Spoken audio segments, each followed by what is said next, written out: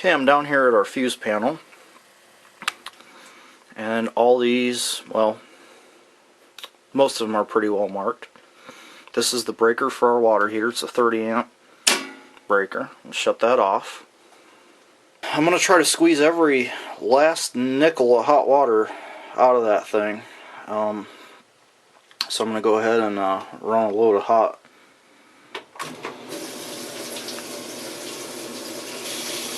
Well, it's a Sunday afternoon in December, and today we're going to replace the old 30-year-old 50-gallon electric water heater. And the reason I'm replacing this, it's not leaking, believe it or not. There's a problem with the lower thermostat, and I don't think the lower heating element's kicking on properly. And this had a blanket on it to help the efficiency of it a little bit, but I think we get a lot of standby loss from this thing. If I hit it here with my temperature gun, I mean 77 degrees on the outside cover and a 60-degree basement, I think we're losing a lot of heat through this thing.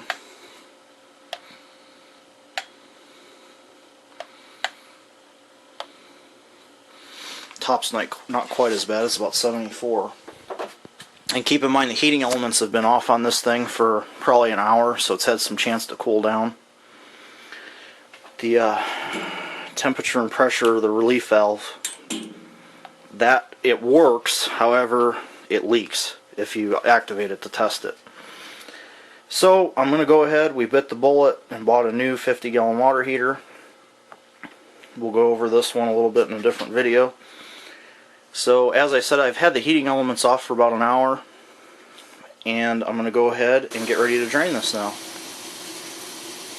Now I'm over at the fuse panel, and I'm just verifying that the water heater breaker's off. It's a 30 amp breaker. They're well marked in this house. So that is off. Now I'm going to go verify electricity is off over at the water heater.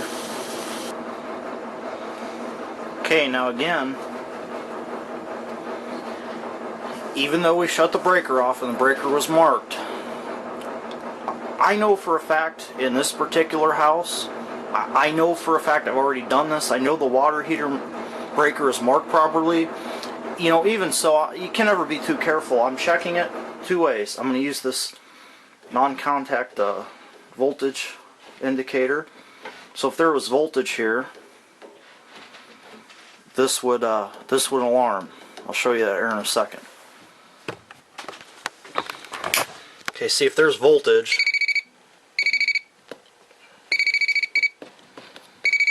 It'll alarm. Okay, so we've done it that way. We verified that the voltage is off there. The other thing I'm going to do is I'm going to get my little I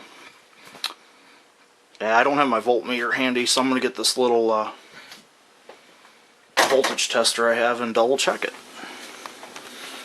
Okay, now I'm going to pull the electrical connection access panel off the top of this. Now, I know for a fact from previous work I've done on this that that breaker does in fact control this heater. Interesting, that's not grounded. But I don't know what that's about. We're going to check that out here in a minute. The thing is, you need to make sure there's no power going to this thing. You need to verify it. I mean, I can never be too careful. I'll tell you what, that's not good. The ground wasn't hooked up. Well, she's been this way for 30 years.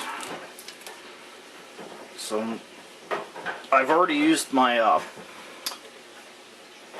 non-contact meter to make sure that there was no voltage here. I'm just going to verify it with my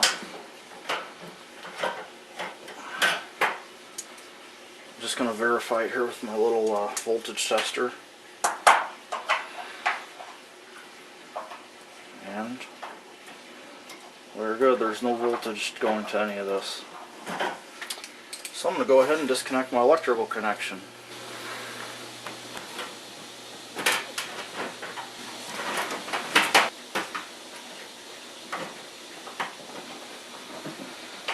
Now, I'm not an electrician, I'm not a plumber.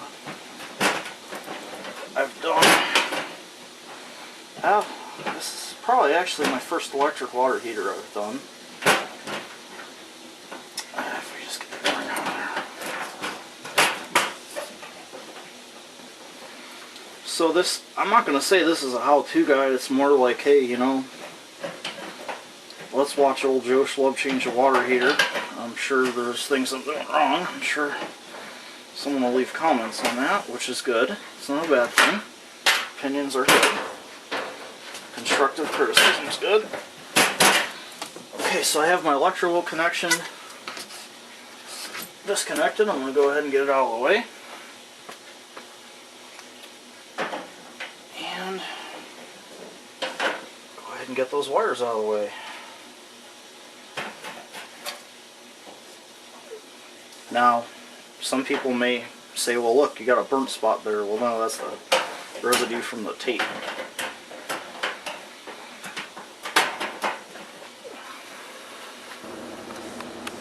Okay, the next thing to do is drain the hot water tank. So I'm going to go ahead, shut our inlet valve off. So basically the cold water comes in here, goes through that valve, cold water into the tank, does its thing, and out comes the hot water. So I have an upstairs faucet opened to help break the vacuum in here. I have the hose attached. I have it going to a floor drain. Yeah, I didn't have the hose attached good enough.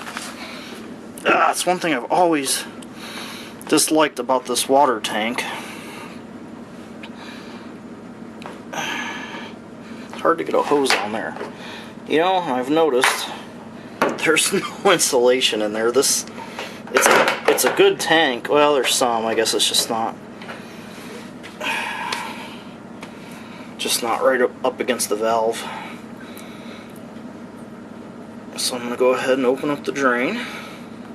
But basically, let's see if we're actually draining here. And we're not. Okay, now that I unkinked the hose, it's draining. And man, let me tell you what. I know I've had the heater off for a while, and I know I did a load of wash on hot. But man, that I don't think that lower element was working at all, because that water is really cold. So basically there's an upper element and a lower element, and the upper element was working, and I don't think the bottom of the tank was ever getting up to proper temperature. Now I know when I did a video several years ago, I was doing a yearly drain, flush, and fill on this old beast. Someone kind of recommended against this, but now remember, you never want to do this if the heater is under pressure, if it's on, if it's in service, unless you're doing the monthly test on it. But I've always opened these up. We have a little bit of water coming out of there, but it's basically helping break the vacuum. We have a faucet upstairs opened up that's also helping, and it'll help drain this line. But right here, yeah, see, that thing is. That's just the way I've always done it, and it's probably not good practice, but just I've done it that way and I've never had a problem. But I probably wouldn't recommend it. So this is going to take a while to drain. So I'm going to start loosening up these plumbing connections here. Now, depending on your situation, you might not have a floor drain handy, and I'll tell you what, boy, that would suck. I don't know if I've ever seen a water heater where there wasn't a way to run a hose and drain it, but you could always drain it in buckets too. I sure wouldn't want to. That'd be a lot of trips, but it's going to take probably 10-15 minutes to drain. Okay, your mileage may vary. This water heater has unions to connect it. A lot of times there's flexible connectors, sort of like a stainless steel braided hose, or there's various different kinds, and a lot of times they just thread onto a connection up here like a hose fitting, but this doesn't have that type of setup.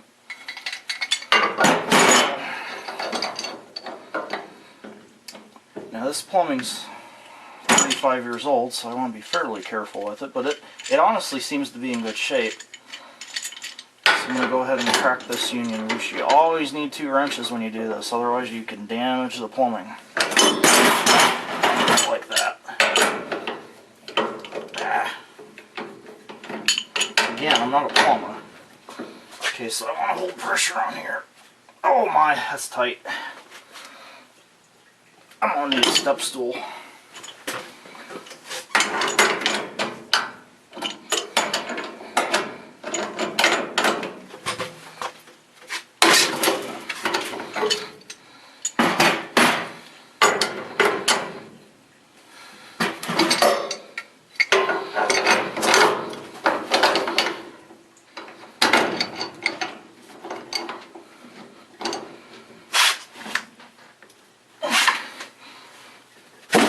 There we go. Got her loose.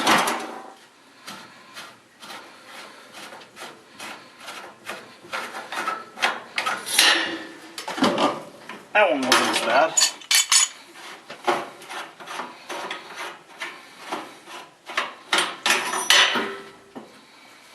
Alright. Once this thing finishes draining, we'll get this old girl all the way. As you can see, it's pretty much ready to roll. Okay, I was going through the parts that I had, and I had to run to town and get a 3/4 inch adapter. I thought I got the correct ones last night when I bought parts for this, but I bought males instead of females. Alright, anyway, water heater's drained. I have this pipe loosened up here. And I'm going to go ahead and loosen this one up and pull the water heater out of place. I noticed one thing. You see that pipe's resting on the ductwork there. Or rather, the ductwork's resting on the pipe. And originally I had thought, you know, that's just a tight clearance. Well, like 1,500 other things in this house, you can see this wire here is broken. And the ductwork is actually being supported by that pipe. So, that's something I'm going to have to fix. It shouldn't be too hard. Just need to restring it up in there. But for right now, I have the ductwork propped up with the this makeshift contraption. Just everything I seem to do in this house, you always end up running into some kind of problem. But you know, you'll have that with these older homes, I guess. So I'm going to go ahead and get this thing out of the way. I had a friend offer to come over and help me with this, getting this thing out of the way, but I don't really want to bother him. What I'm going to do, I'm actually going to take, I'll get that out of here. I'm going to take these pipes off to make it easier.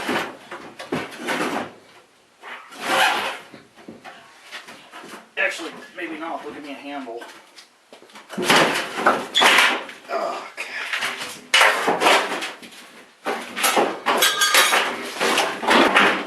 Man, I'll tell you what, there's a smell coming from this thing.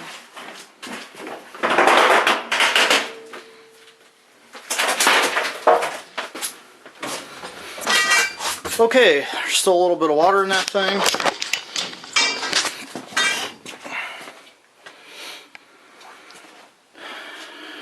Now there's no dielectric unions on this old one, and I'm probably not gonna put them on this new one.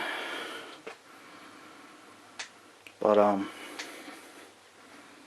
here's where the old one sat. So I'm gonna clean this area up and get going. Now to get this old water heater out of the basement, I've gone ahead and tilted it under or over the drain. There's actually a drain underneath there. I'm moving it with a moving dolly. That's probably the easiest way to do it. And as you can see, even though most of it had drained out, when the water heater was level, when you tilt it, you get quite a bit more out. And water's about 8.33 pounds a gallon, so every extra bit of water you get out of there is going to help.